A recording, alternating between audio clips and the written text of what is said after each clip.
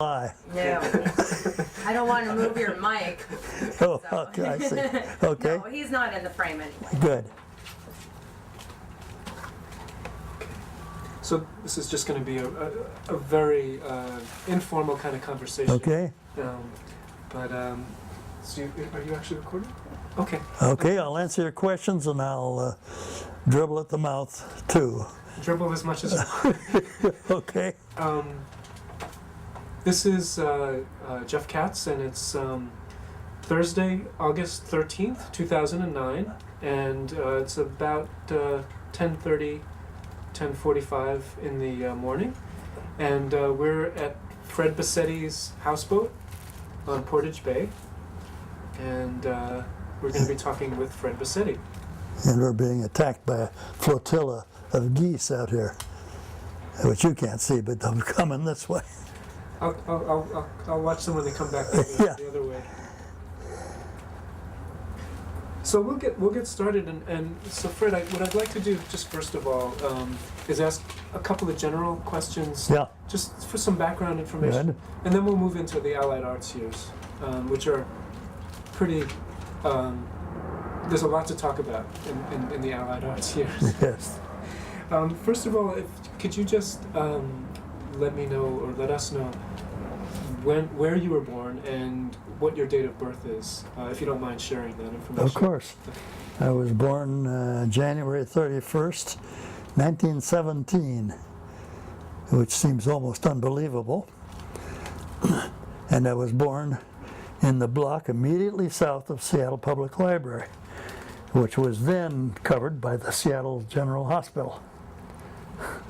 And I used that library for years and years when it was a Carnegie library. Then it became a regular Seattle Public Library. It was useful to me in high school days and college days. Enjoyed it very much. And of course now it's a totally different thing. Yeah. And I practiced I practiced architecture in Seattle for about 50 years.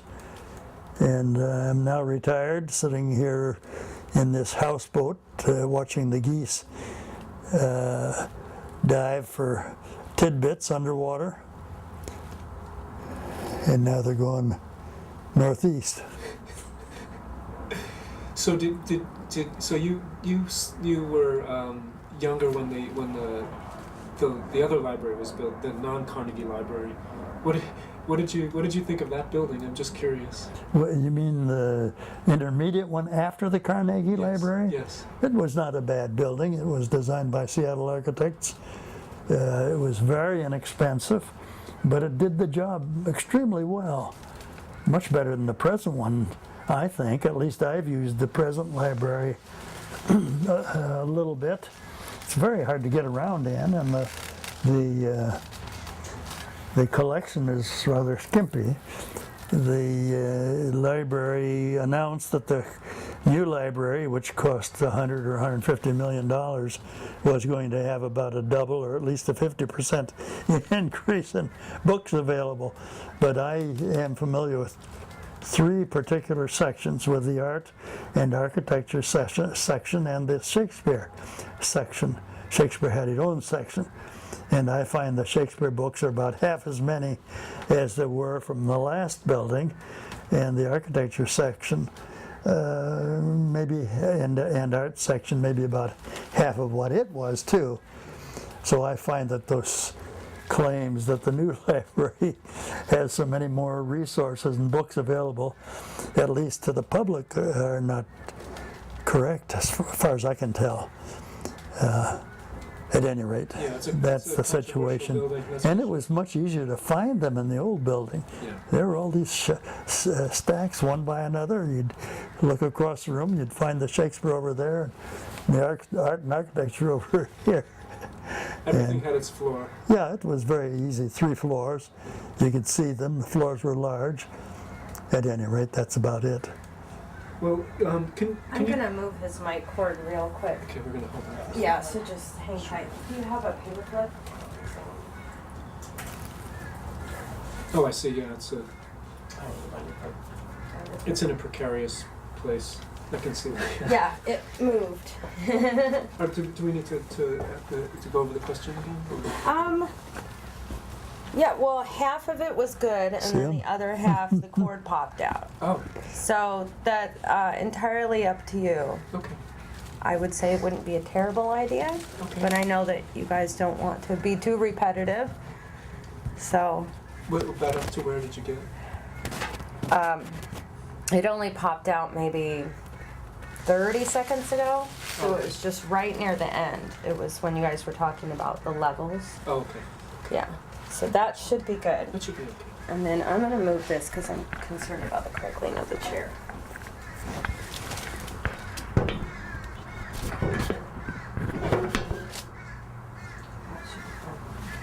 Okay, it's still rolling, so go ahead. Oh, okay, great. Okay, so just wondering if you could tell us a little bit about your family, parents, siblings. If you wanted to talk a little bit about your family when you were young. Of course. Well, as you know, judging from my name, Bassetti, it's an Italian name.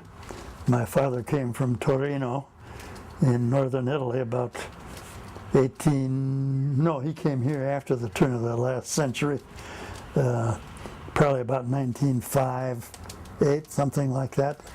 At the same time he came here, my mother came from Norway. A little bit different route. She came across Canada with her older brother who had gone back to the farm in a little town named Førde, just north of Bergen in southern Norway. And there my father and mother met in Seattle, an unlikely meeting. Normally those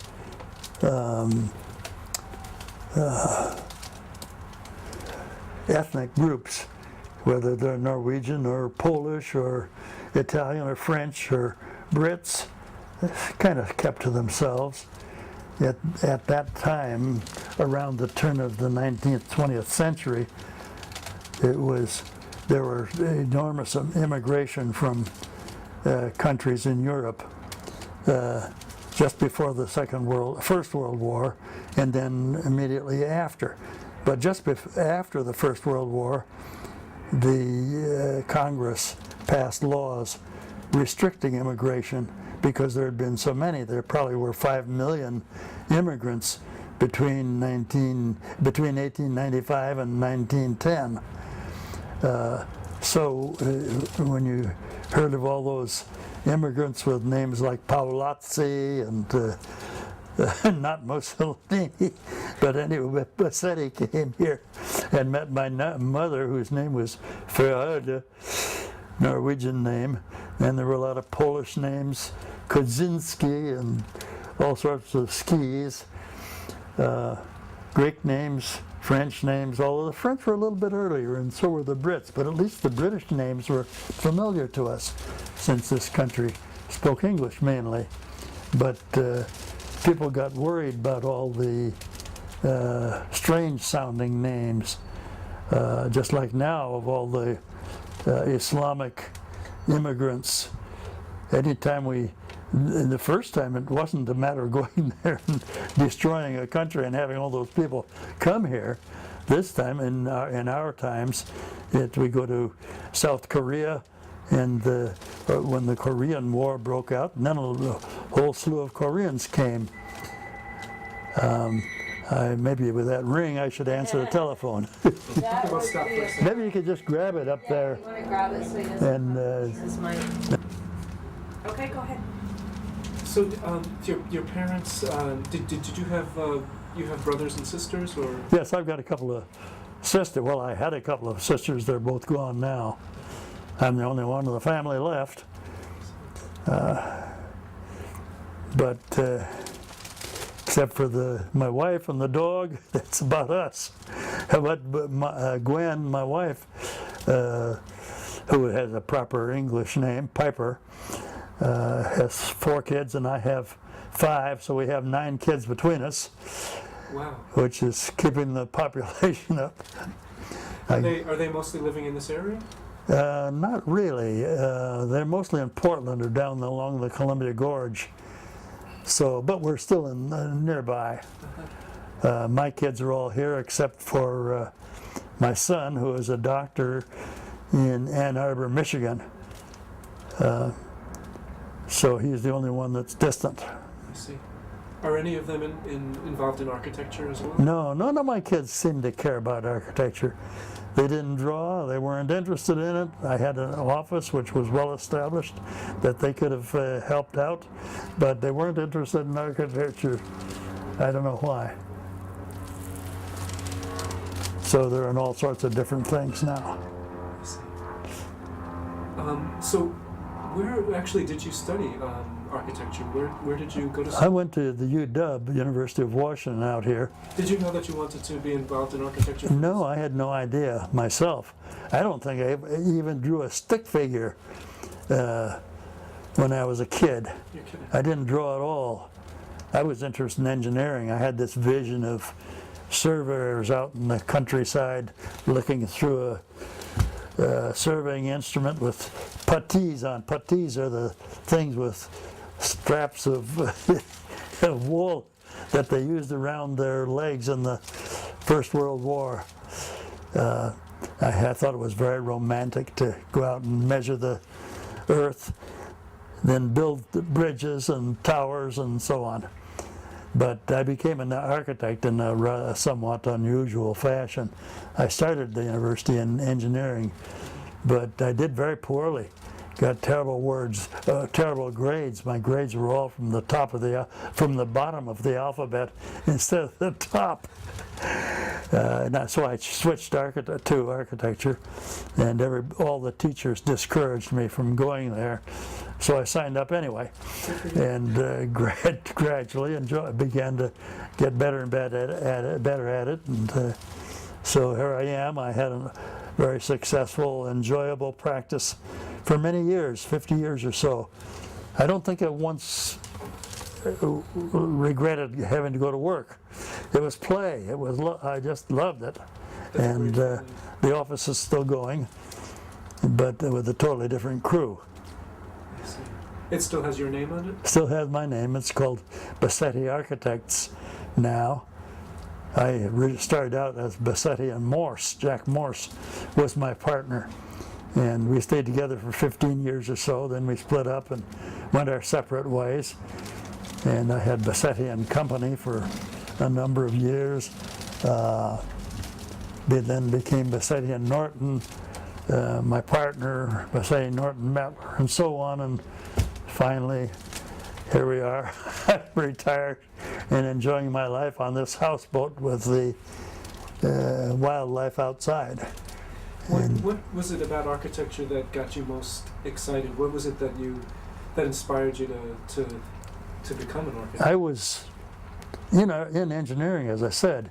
One day I got a call from an old friend from high school to go out on a double date.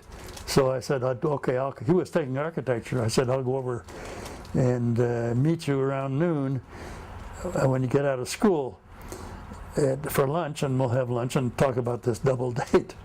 I went over to the architecture building, which was the other side of the campus which is just north of here, across the water.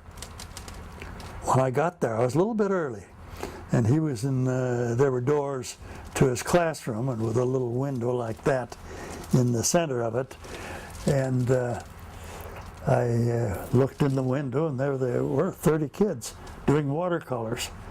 And I had never done a watercolor or a drawing in my life, except for an engineering drawing. I thought to myself, God, I can't do that. I'm doing watercolors? And I looked around the lobby of the architecture building then, and looked on the walls, and here were all these paintings, watercolor paintings on the wall of buildings, wonderful buildings, exciting buildings. There was one I remember particularly that was of a restaurant up in the San Juan Islands north of Seattle, about 50 miles or so. And here was this restaurant on the edge of the water with rocks down in the waves, splashing against those rocks, splashing droplets of water up in the air, and above that beach, rocky beach, was this restaurant with a cantilever of concrete over the water. And there were very sophisticated people on the deck of that terrace with martinis in their hands or highballs. It seemed to me such a sophisticated thing. You could tell they were all sophisticated with all these fancy drinks. Beautiful watercolor, probably done by somebody like Roland Terry or Bob Shields or Bob Dietz, who were several years ahead of me in school. So they were all very confident about what they could do, and it took me several years to learn it, but it was a wonderful education. It turns out I went to Harvard after I got a UW, and turns out my education at UW was better than at Harvard, where I studied under one of the most famous architects in the world, Walter Gropius, who created the Bauhaus in Germany. So anyway, that's the way it went. But I learned and gradually got better and started my own office after the war and practiced in Seattle for about 50 years. The office is still going as Bassetti and Company. It's incredible. No, Bassetti Associates, they call themselves. Bassetti Architects. Well, your name is very important. And my name was the most important thing to them. I turned it all over to them with some payment. Anyway, that's the way it went.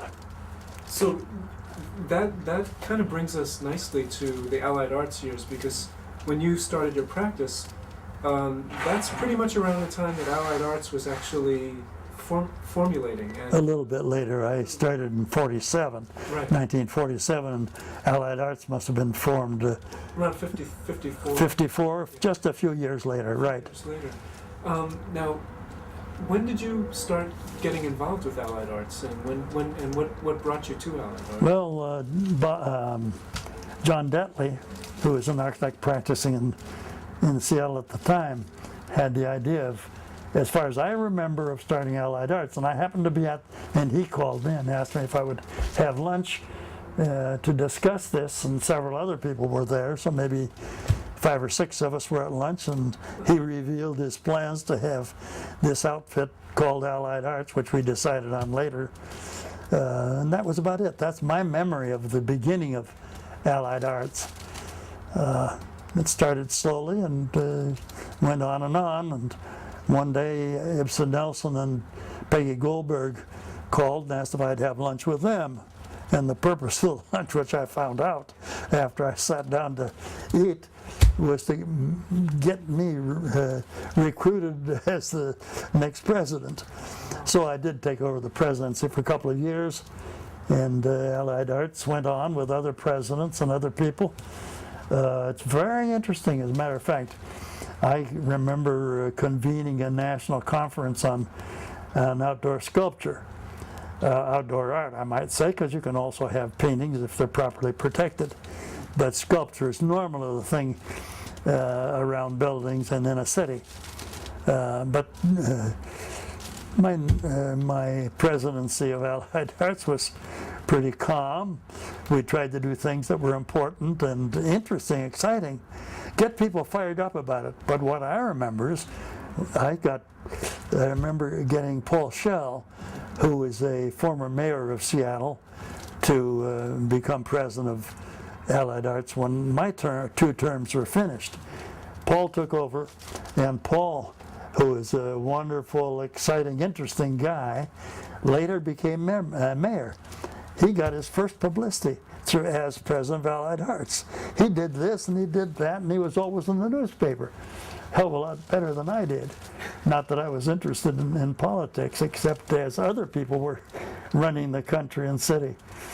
But Paul made something out of it, really, which is, I think, something each new president nowadays should learn, because if they are exciting enough and interested enough and vigorous enough, they can get an enormous amount of publicity, and maybe they could become mayor or governor. But in any case, it brought Allied Arts to the attention of the public in general. So that's why I'm kind of excited about what can be done. Yes. as president. I didn't do it. I got some, not that I was looking for it, but I did certain things like this national conference on outdoor sculpture or art. That was art in public places. Art in public places, yes. And Paul, when he came in, I've forgotten what he did, but he was always in the newspaper as president of Allied Arts. I think it was great. So that's my memory of it, getting started. Well, you certainly, you might not feel this way, but it's certainly, your 2 years accomplished a lot and set the stage for a lot of the things that happened. Oh, they did. I don't know. Well, a lot of people give credit to that conference as being the inspiration for the percent for art ordinances. Oh, I see. Came just a couple of years later. It might have been. Do you actually, there was a wonderful quote that I'd like to read to you from you at that conference, because you were the keynote speaker, you were the chairman of the conference, and you said at one point, which I thought was very inspiring, that public art should not be commissioned primarily to embellish buildings, although that purpose should not be disregarded. Its primary purpose, in my view, is that it enlighten us. If truth is revealed, beauty and delight may follow. And I just thought that was a beautiful quote. Well, I still believe it. I didn't know I was so eloquent, but it sounds good. I still do believe it. And you had some very internationally known people at that conference. I've forgotten who they were. I know Oldenburg was one. Oh, was there Oldenburg there? I don't remember that. And some other people who were very influential. Did I have Ben Shahn? Did you ever run across that name? That name I didn't, but do you remember him being there? Not at that particular conference. I remember Ben Shahn getting, I was instrumental when I was on a certain committee of the AIA relationship to art, and I felt Ben Shahn deserved credit, and he became the National American Institute of Architects honoree for fine art that particular year. And when the convention was in New York City, he was one. I should have invited Picasso. I think he was still living then. When you did actually, so we're talking about 1970 and 71, and I just want to move back a little bit because you were extraordinarily active in the early 60s in the Seattle community. And the changes that were taking place. And I'm just wondering if you can talk a little bit about your involvement with. You were one of the original members of the Friends of the Market and the Keep the Market movement. Right. And if you could talk a little bit about that, because you were there at the very beginning, which I guess was around 63, 64? You mean Friends of the Market? Yeah. Yes, Vic Steinbruck and I, and several others, of course, were tremendously interested in the market.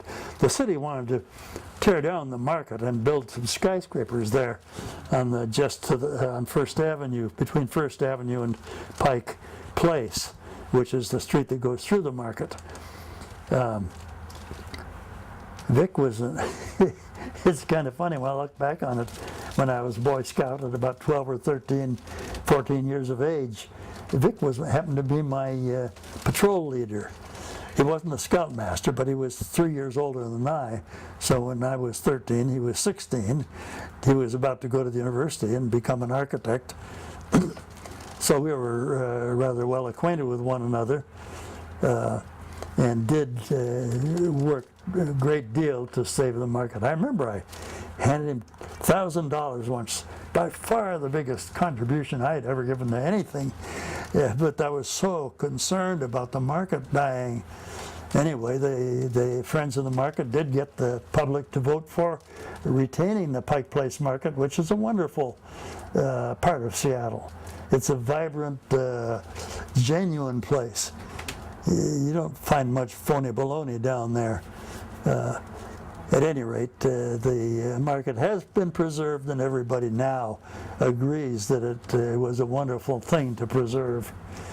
The market is a farmer's market that started by local producers, local, what do you call them when they're small farmers nearby and they bring in their fresh produce. I've forgotten what the name is. At any rate, yes, we did save the market. Vic was instrumental in that.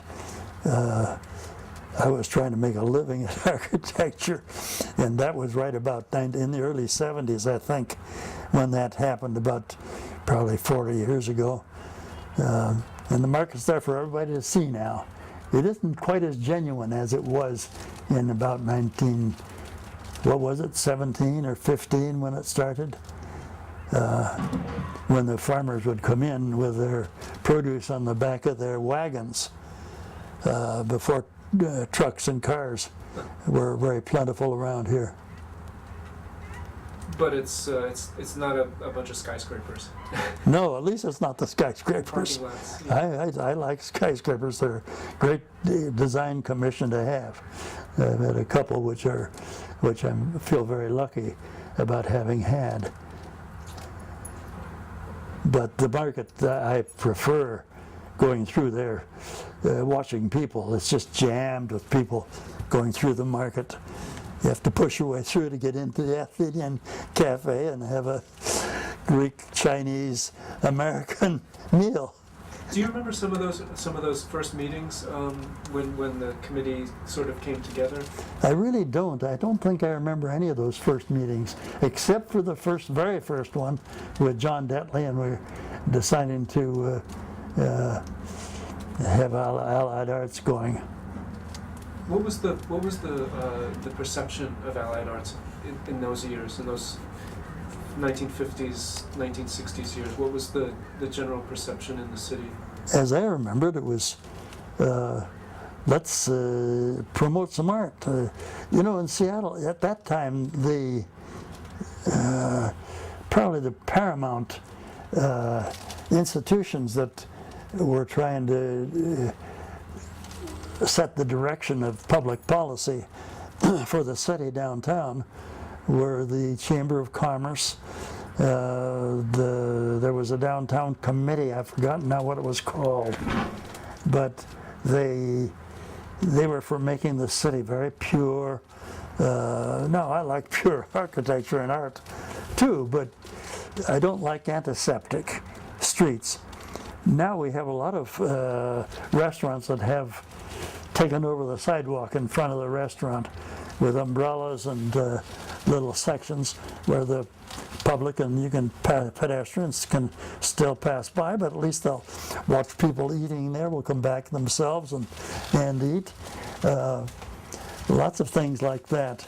But where before the sidewalks were about 15, 18 feet wide and much too big for the amount of traffic in Seattle, pedestrian traffic. Now it's the restaurant goes out a certain distance, maybe 8 feet, 9 feet, enough for a few small tables and people, but it adds color to the place, which the antiseptic character did not give. I've wanted some awnings out from buildings or arcaded sidewalks or even colonnaded with columns covering the sidewalks, because in wintertime it does rain a hell of a lot in Seattle. Why not have it covered? You'll get more pedestrians and more customers window shopping if the sidewalks are covered. I would like to cover them on the north side of the street so the sun will get in coming from the south, or I'd put them on the western side of the street so the morning sun would get in there and warm it up. The reason I wouldn't put it on the eastern side is because then it's afternoon as people are in town and it's already warmed up. There are a lot of details like that should be followed in building a city. All of the things that you have to think about when you Yes, right.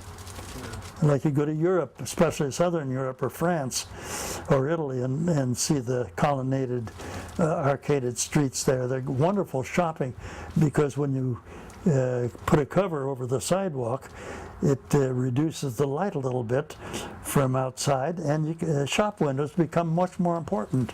You can walk arm in arm through half of some of these towns in France and Italy and southern Germany, or Yugoslavia, or Greece.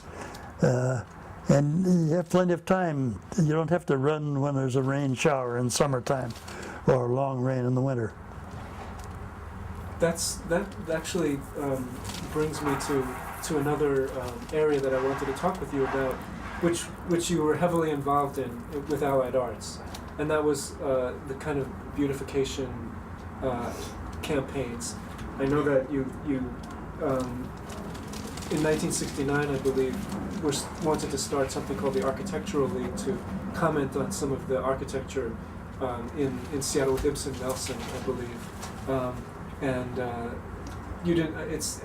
I was reading that you felt that there wasn't enough criticism of some of the architecture that was happening in the city, so you wanted to start this. And then in 1970, you wrote an article which was called "When a Building is an Outrage" about the Holiday Inn that was being built. And that was your first year as president of Allied Arts. Was it? And then soon after that, you were working on something called the Anti-Ugly Squad, which was to look at some of the eyesores in Seattle and some of the buildings that were being built that weren't so nice. So I'm just wondering if you could talk a little bit about that, because that was a big part of your years with not only in general but with Allied Arts. Mm-hmm. As a matter of fact, I cannot remember anything called the Architectural League. Ibsen was a pal of mine. We used to have lunch together every Monday for about 30 years. And we'd talk about the problems of the world and of the city and planning everywhere and architectural designs that we've seen either in the magazines or books or in our own travels in Southern Europe or England, which was so much fun, Scandinavian countries. But I do not remember anything about the Architectural League. I suppose Ibsen told me about it, but I can't remember it. It might not have gotten off the ground. I think it was maybe in Probably the not. stage. And Ibsen was a president of Allied Arts. Yes, he was there before I was, and I think that's why he forced me into taking the presidency. I see. So, and the two of you remained on the board for many, many years. Yes, Yeah. that's true.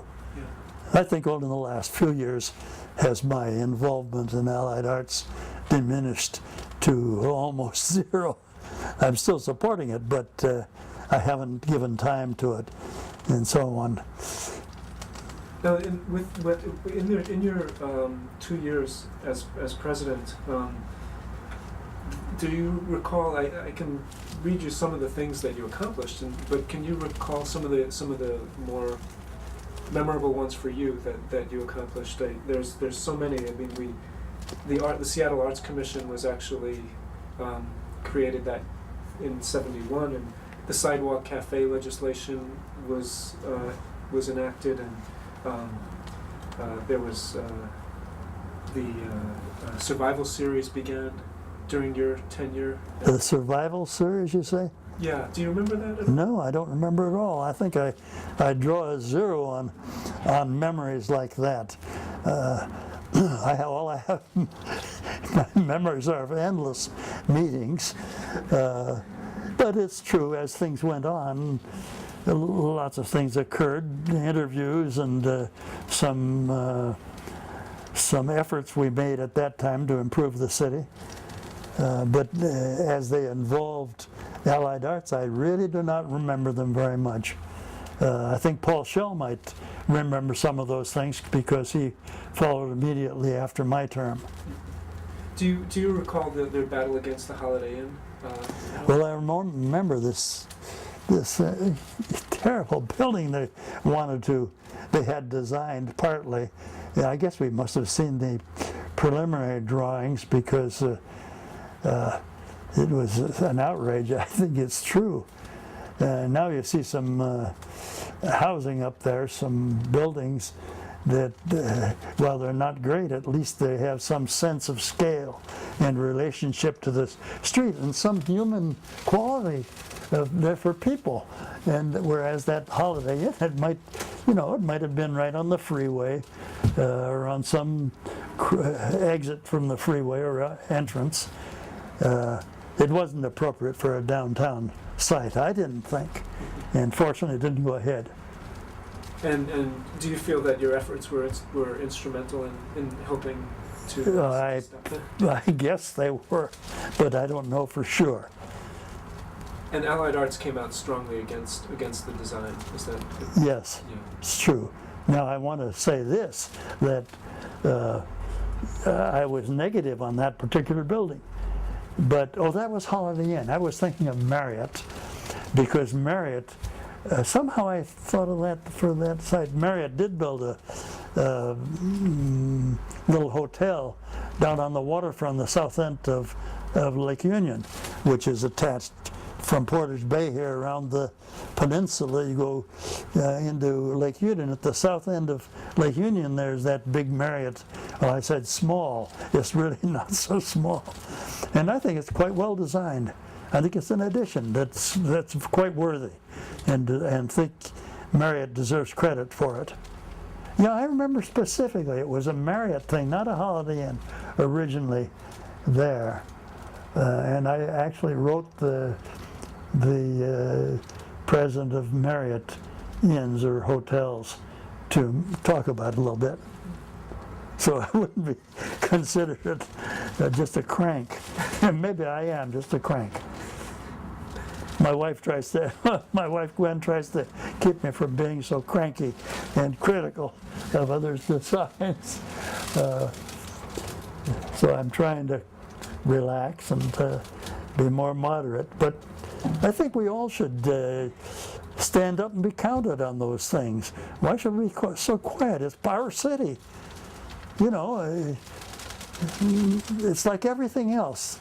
10% of every endeavor or group works out as success, notably better than the average. I imagine that 10% of the doctors may be in that case, because I think doctors are generally pretty good, pretty smart and helpful. And I'm old enough to have gone to lots of doctors. They have helped me, and I think and my son is a doctor, I think they're really trying to do a good job. But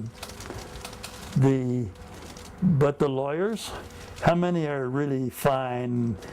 Maybe 10%, like among architects, I think it might be 10% or less. I'm not very proud of the efforts of architects because I think so few have made a really great effort to do fine work that's going to last over the years. I can tell you 5 or 6, maybe 10, only 10 buildings in Seattle that are beyond the ordinary in a substantial way. We have some very fine architects. I think they should be recognized. I think they should be given more commissions and keep them out of the hands of the people that are in it, either just for the power or for the money, although I can tell you there's not much money in architecture. So are there well, that seems to be what Allied Arts was all about. Also was advocating for the people of the city and making sure that people who were designing things were accountable. Right. Is that one of the? Let's be accountable. I really believe in it. Is that what attracted you to the organization? To Allied Arts, you mean? Yes. Well, yes. I think Allied Arts was doing a good job. It became even much more influential when Paul Schultz succeeded me as president of the local effort to improve the city through Allied Arts. Are there people that you worked with that are particularly memorable for you, or particular people that you really enjoyed working with? Oh yes, well, there are two particular. We were kind of a troika, Ibsen Nelson and George Barthlick, who are both gone now and a great loss to the city, because they were willing to stand up and be counted. Some people thought we were too voluble, and perhaps we were. I think it takes a quiet sort of judgment to do any good. If you're irascible and too forward, it doesn't succeed well. But when you're young, you're full of this vitality and wanting to correct things and make things better. So it's hard to appreciate it when you're young, that a quiet, supportive effort to change things is usually more successful than shouting and yelling. I've noticed in the New York Times on the front page yesterday, there was this picture from Pennsylvania of Senator Specter, who changed from a Republican to a Democrat. It was at some town hall meeting to promote President Obama's health program. It's an enormously complex, difficult thing to accomplish. I don't know if even Obama can accomplish it. He has accomplished other things beyond the ordinary, which, of course, I was a supporter. But there was this guy in the town hall meeting screaming at him, screaming at Senator Specter, "You're trampling on our Constitution, don't do this." And at any rate, I think these people, I think it was set up that most people that came to those meetings were already angry about one thing or another, but I don't think you succeed by shouting so much. I would like to see a town hall meeting, in New England when they had town hall meetings 100 years ago, even 300 years ago. I'm sure they shouted a lot too, but it's a quiet, continuing effort, perhaps is much more successful. And do you feel that was the approach that you used for Pioneer Square's preservation as well? Because that was another huge accomplishment. Yes. Preserving Pioneer Square. I'm not sure if you're familiar with. Are you familiar with Action Better City? Could you talk a little bit about that? No, I'm not. I think Well, when I became president of the local chapter of the American Institute of Architects, I asked myself, what am I going to do now? Jesus, here I am, I got to do something. And when was that exactly? that started in 1947, because I remember being president that year. Perhaps we had the results of it the following year, 48 or 49. Oh, excuse me, I've got it a whole couple of decades off. It was 1967 and 8 or 9. I just started my practice in 49 with Jack Morse. So I decided I'm not going to have my presidency have meetings among ourselves to try to raise architectural fees. Architectural fees are very low compared to what engineers or lawyers earn. I'll bet architects even today, when things have changed a great deal, I bet they're still half of what a lawyer earns or a doctor. Well, now I think doctors deserve a hell of a lot more than lawyers, maybe.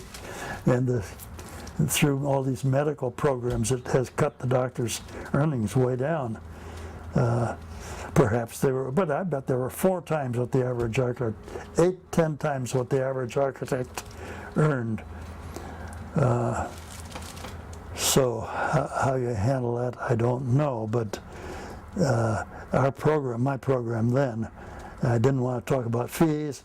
I didn't want to talk about programs to get more members in the AIA, as the American Institute of Architects is known among ourselves. So I decided, why not look at the city from a critical point of view? What's wrong with the city?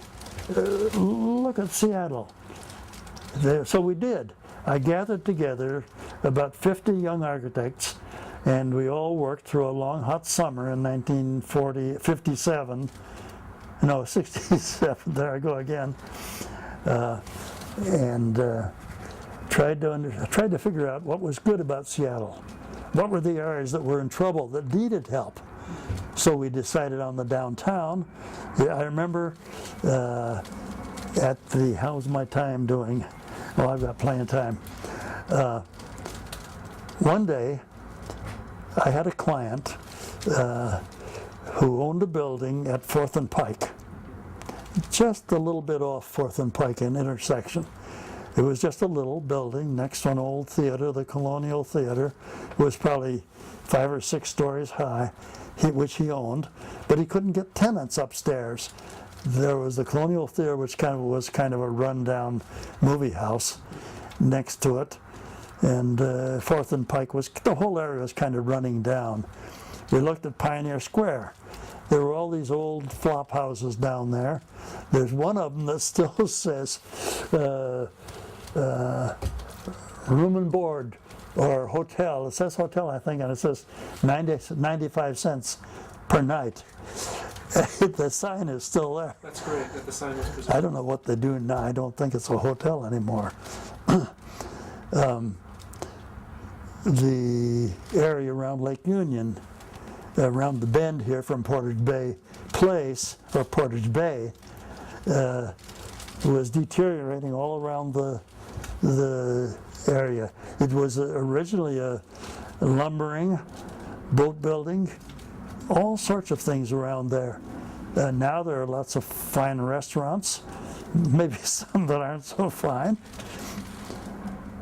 So we looked at these various places.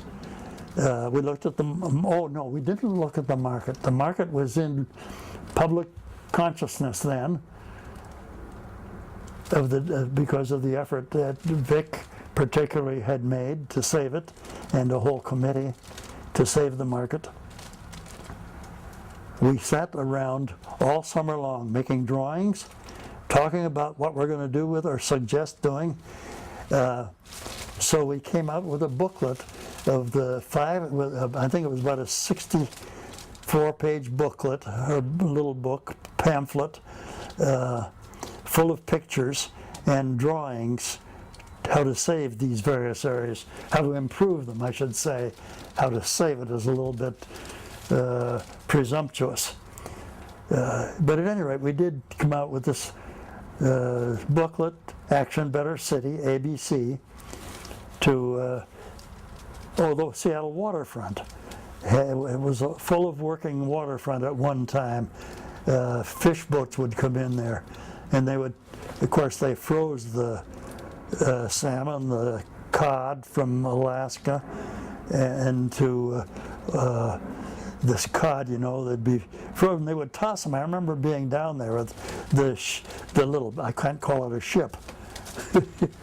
They were down fishing boats.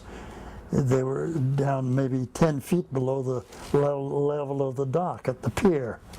And I remember them throwing these sticks of cod and frozen salmon up, clump, flop, they'd go on the deck of the pier. I remember going down there and buying salt cod to make lutefisk, because I'm half Norwegian. And my mother would make lutefisk every year, around Christmas time particularly. It's a wonderful meal. A lot of people think it's awful, but I make a special trip. I'd walk 2 miles anytime to find lutefisk around Christmas time.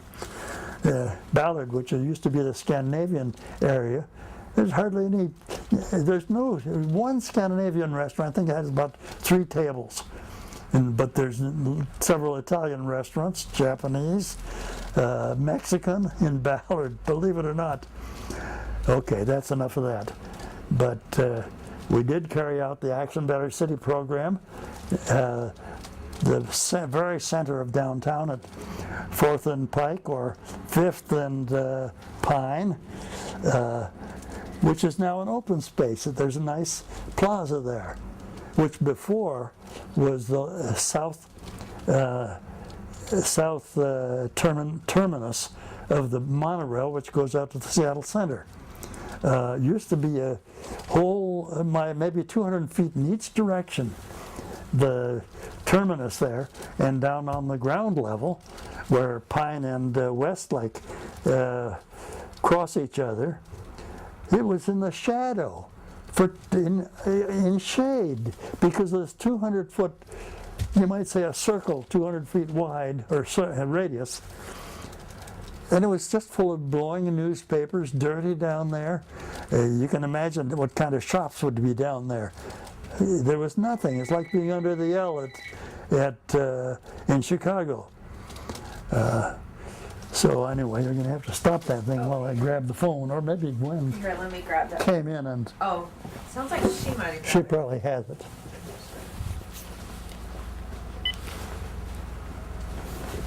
Somebody on there? Hello? Hello? Yeah, you should get that. You'd have to get it at the library, Action Better City. I have one copy left out of 5,000. I will look for it, yeah, without a doubt. That's a really good booklet that you should see. That's great.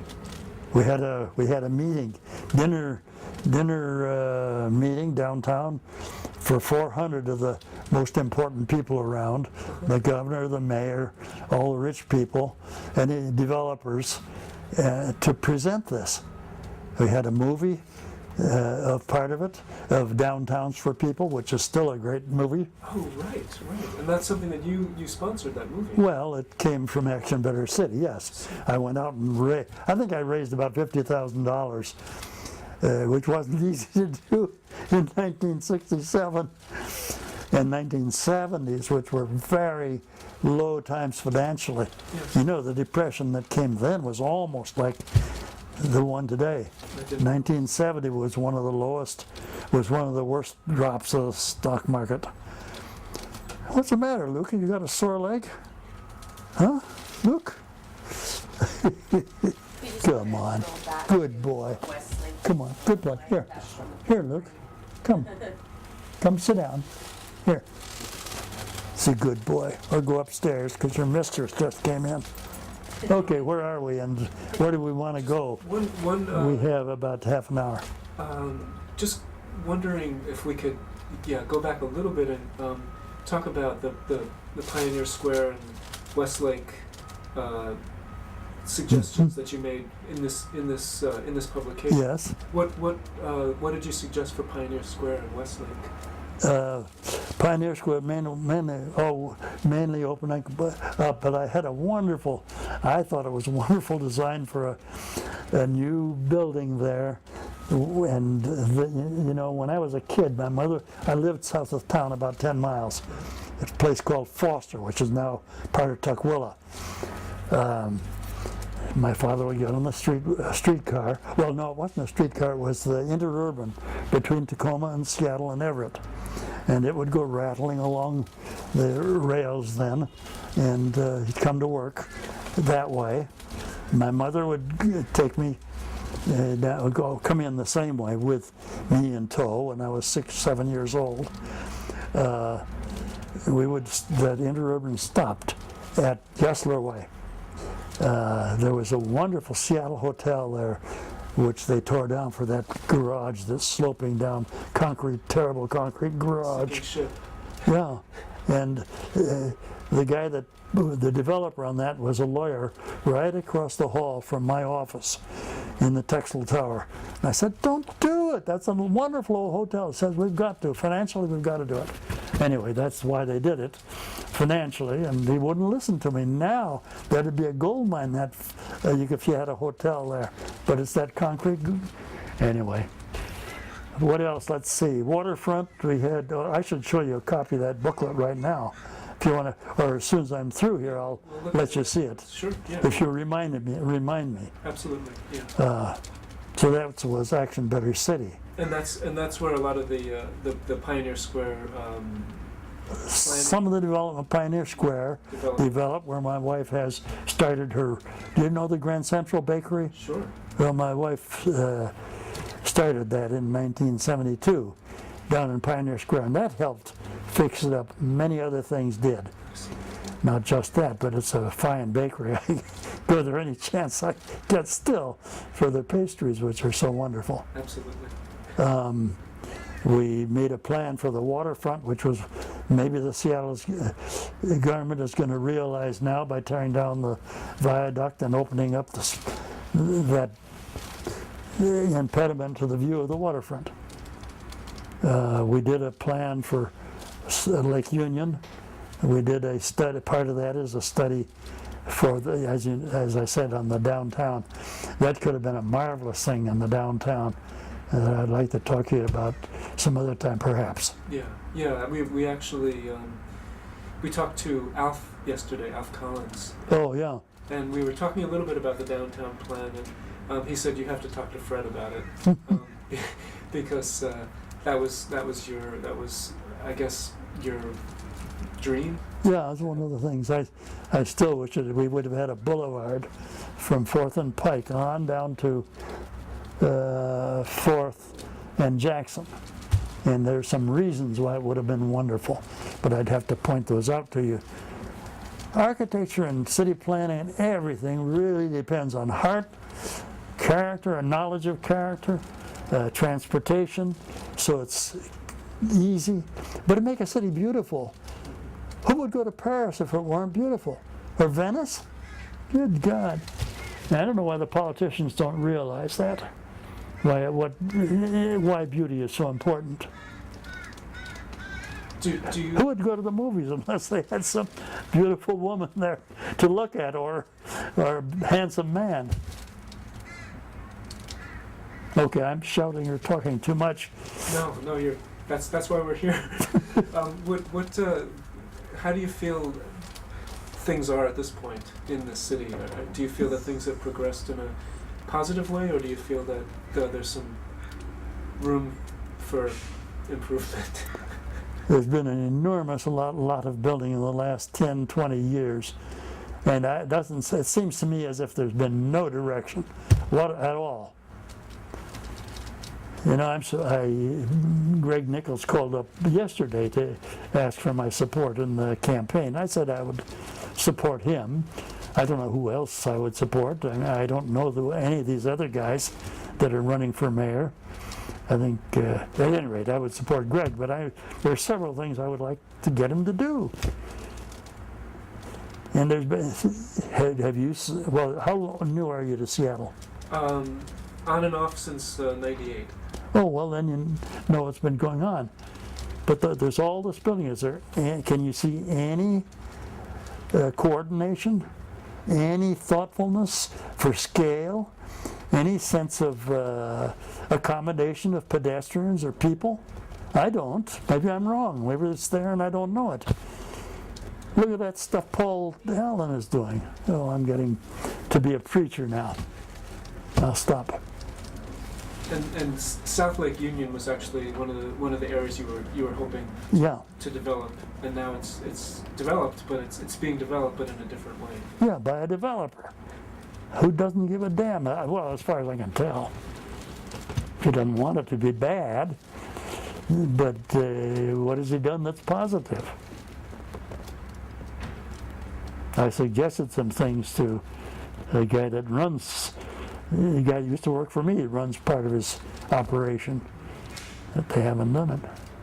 Well, he was just an employee. He was a licensed architect, but that's not enough. What would you like to see happen at this point? Oh, I'd like to see it. I would like to have seen it the park that was supposed to be there, that John Hinterberger and I started. Got voted down. Was that a city? That could have been a wonderful thing. Was that a referendum or? Yes, it was a vote on at some point. I can't remember how it was presented. Yeah, you had the governor, you had the then mayor, I can't remember who was mayor then, supported it, but it was poorly presented to the public and was voted down. It was kind of scare tactics. You're trampling on our Constitution. Spit. that in that movie. Did you see the cover, the front page of the Times yesterday, New York Times? I saw some of the coverage of that town hall meeting you're talking about on God. TV.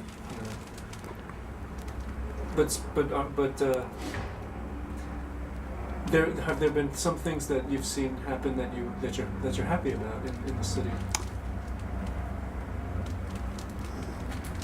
I'm thinking.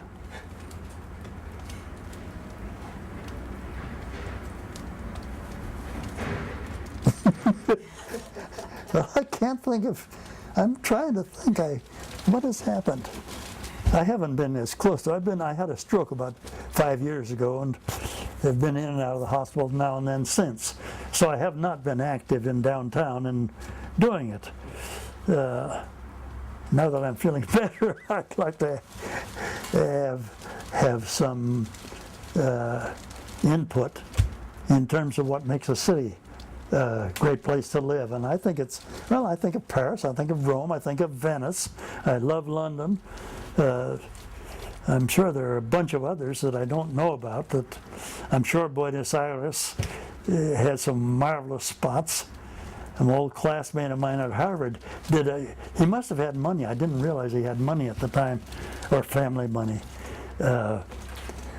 He proposed, made a sketch, a design for, and has been built in BA, in the center of one of the most important squares in Buenos Aires. He did a thing that's like this normally. Every morning it opens up slowly and it becomes a gigantic flower.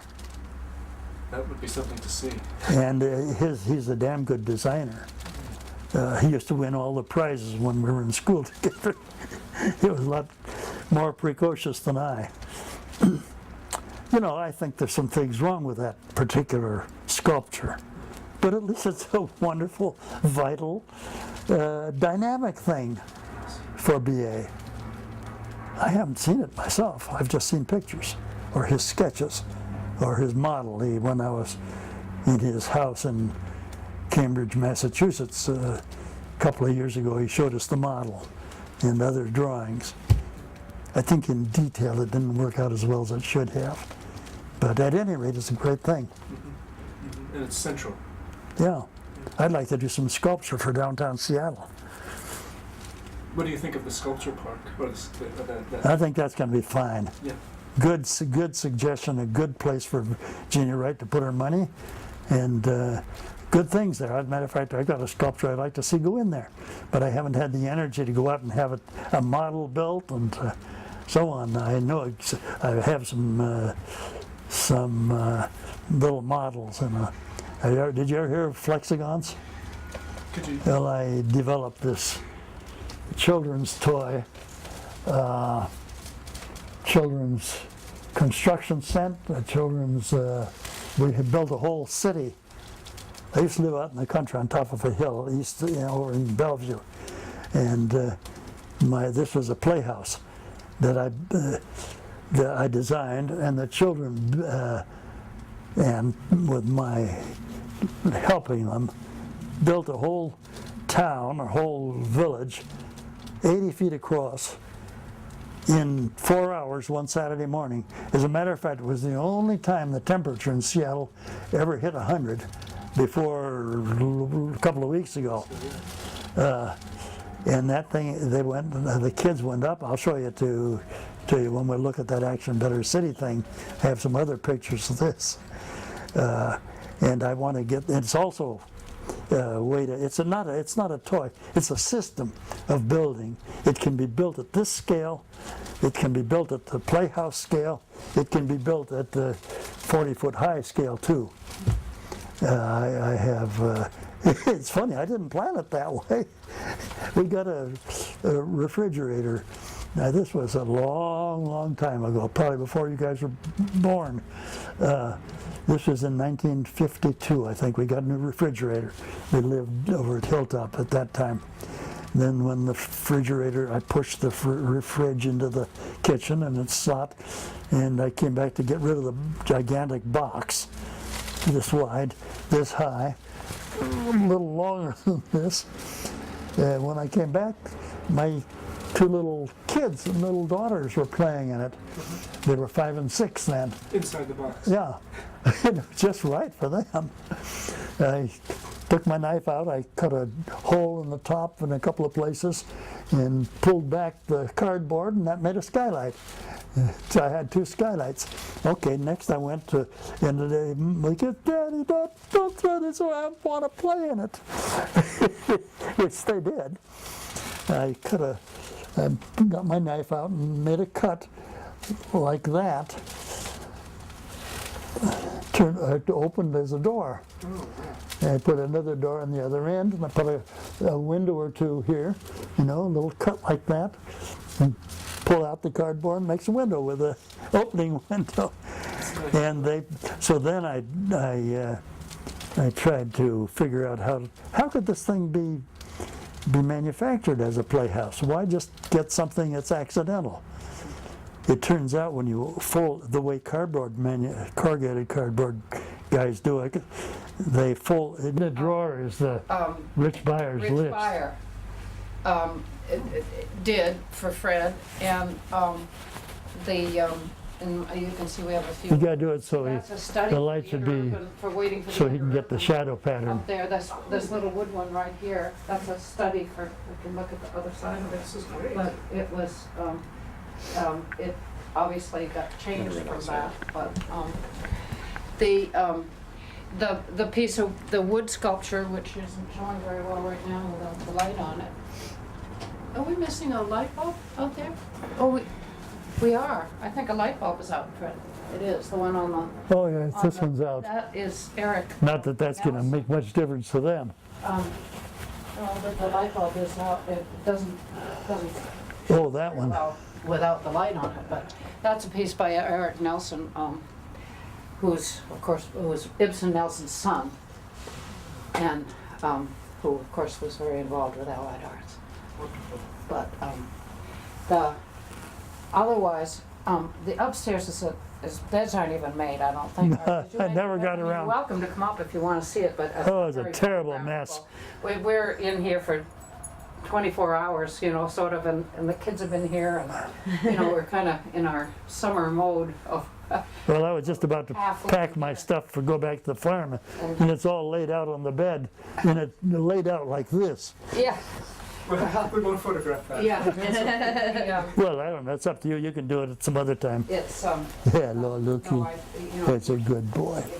I good I boy. prefer, if we were going to do photograph the house, that if we did it, there's some great photographs of the house that Ben Schneider, there was an article in the paper.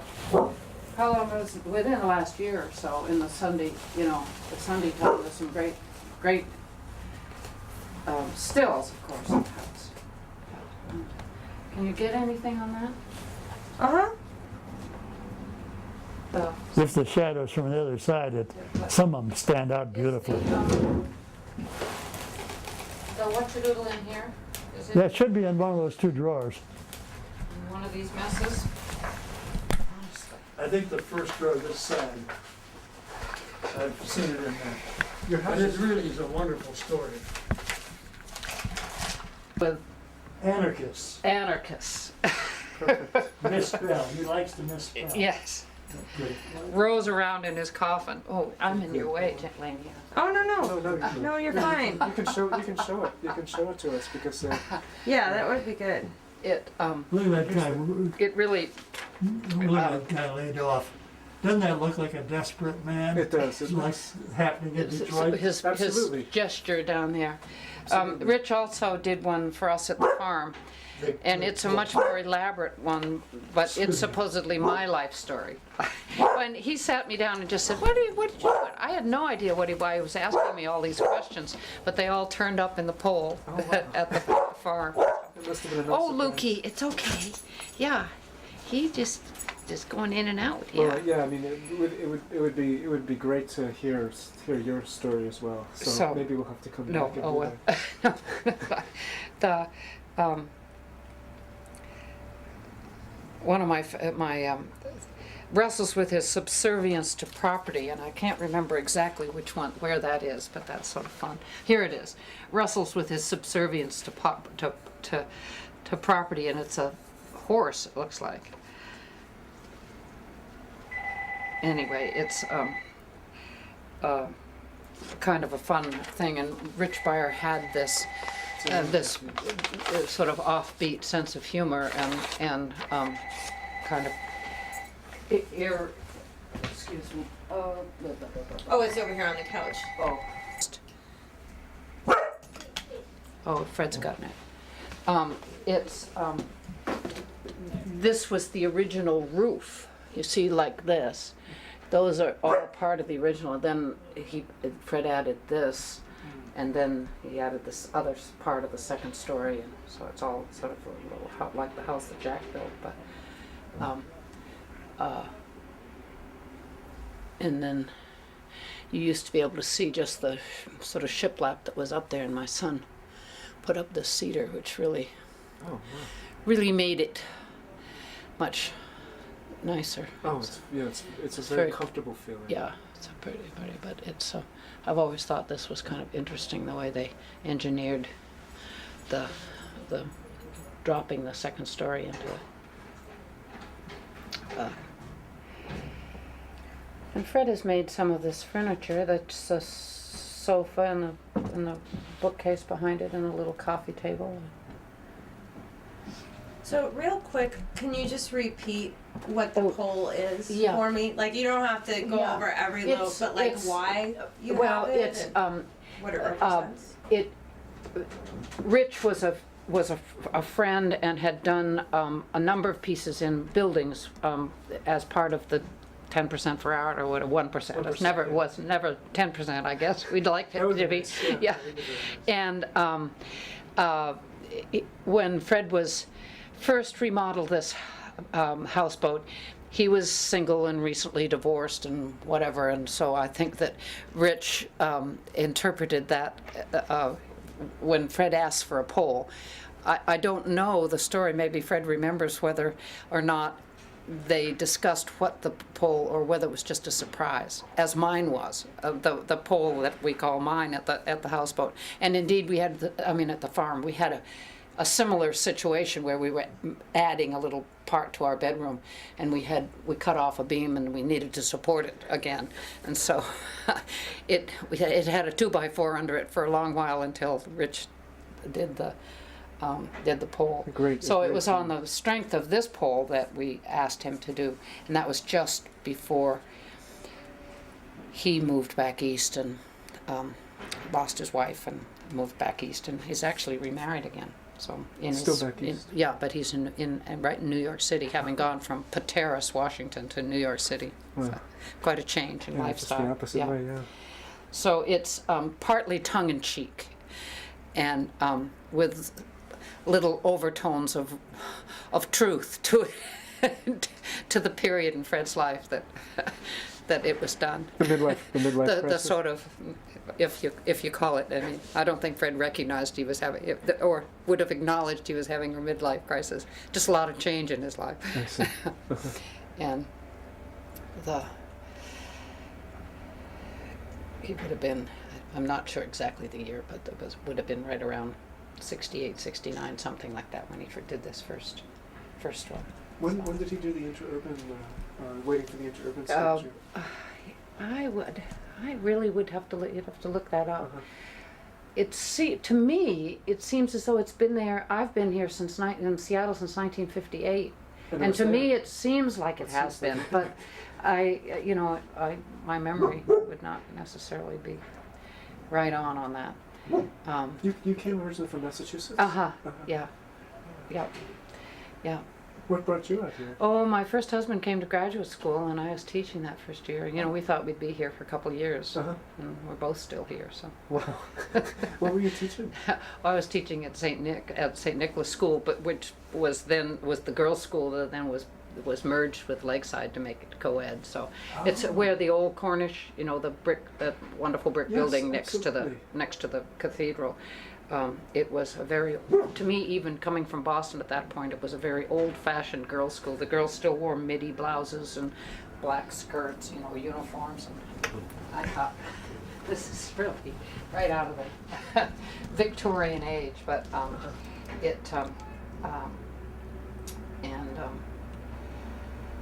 then started a family almost immediately. So I taught there for 1 year before. It was somewhat later before I started the bakery. Yeah, that's something I was wanting very much to talk with you about, because yesterday we talked to Alf, and you know, and Shirley Oh, yeah. started this Sur La Table, right. which kind of spawned a movement in Seattle, and you Yeah. started the Grand Well, Central Bakery, you know, which I was spawned a thinking movement in we were- Seattle also, we which is were, just incredible. See, Sur La Table and Starbucks and our first iteration, the what we just called The Bakery, which started in '72.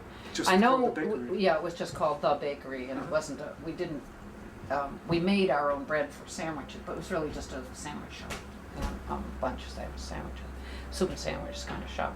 But Starbucks started that year, Wow. and we might have been their first restaurant account, I don't know, I should know that, but we were close to being it. Because, you know, it was a novelty to have an espresso machine. Even that, you know, 30 years ago. Right. It's changed fast. It certainly has, but I mean. Well, the whole food scene is just amazing. We saw Julia and Julia last night. Oh, you did? Yeah. and you know, I have a copy of, I don't think my Mastering of Art is